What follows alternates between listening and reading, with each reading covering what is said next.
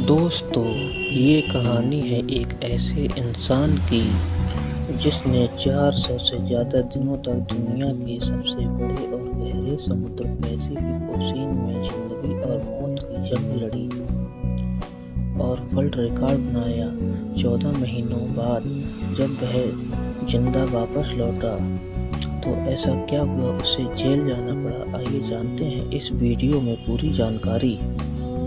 Pacific ocean का नाम सुनते ही लोगों को पसीना आ जाता है। दुनिया में 71% पानी है जो डिवाइडेड है 4 समुद्रों में, जिनका नाम है Atlantic ocean, Pacific ocean, Arctic ocean. Arctic ocean सबसे बड़ा आइलैंड है। पैसिफिक ओशियन में जाना नामुमकिन था। पहले इंसान जाने वाले बने थे जोसेफ साल्वाडोर अल्वारेगा, जो 14 महीनों तक जिंदा रहे थे इसमें फंस के। इसके पास 7 फीट की छोटी सी बोट थी जिस पर यह 1 साल तक जिंदा भी रहा। इसने समुद्र की बेरहमी का मुकाबला भी किया, वर्ल्ड रिकॉर्ड भी बनाया जो आज तक कोई और इंसान तोड़ भी नहीं पाया। यह बात है 2012 की, जब वह इस मुश्किल में फंसा था। 36 साल का यह मछुआरा था, मेक्सिको के एक गांव में रहता।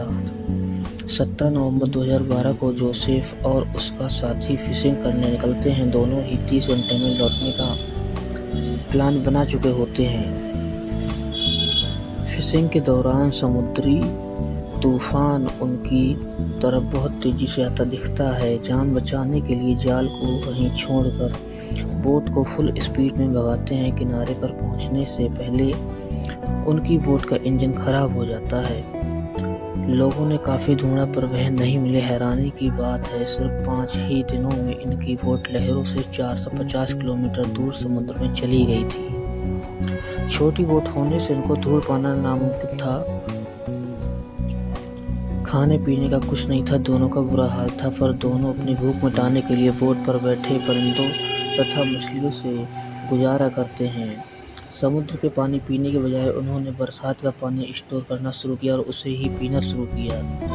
4 महीनों तक अपने हालातों से जूझते रहे।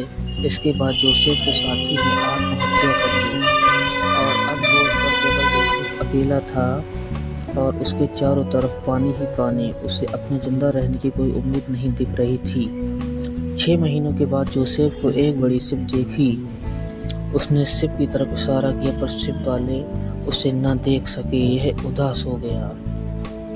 11 महीनों के बाद वह अपनी छोटी सी बोट पर 8000 किलोमीटर यात्रा कर चुका था। उसके कपड़े भी फट चुके थे। 439 दिनों के बाद 30 जनवरी 2014 को उसे अपने आसपास नारियल तैरते हुए तथा कुछ पंछी उड़ते हुए दिखे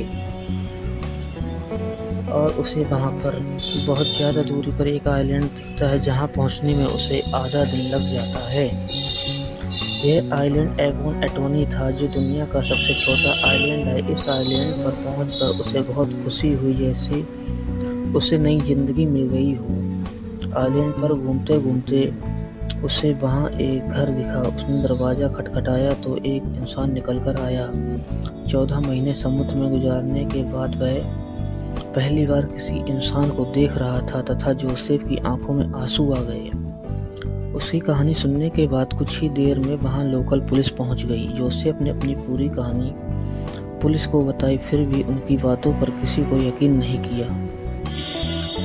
वह बगैर किसी वीजा के किसी दूसरे देश में पहुंच चुका था, तो कानूनी कार्रवाई के बाद उसे वापस मेक्सिको भेज दिया गया। पर यह कहानी यहीं पर ख़त्म नहीं हुई थी। जोसेफ का मित्र जो मर गया था, उसके घर वालों ने जोसेफ पर केस कर दिया कि जोसेफ ने ही उसे मारकर खाया होगा, उसे जिंदा क्यों नहीं बचाया।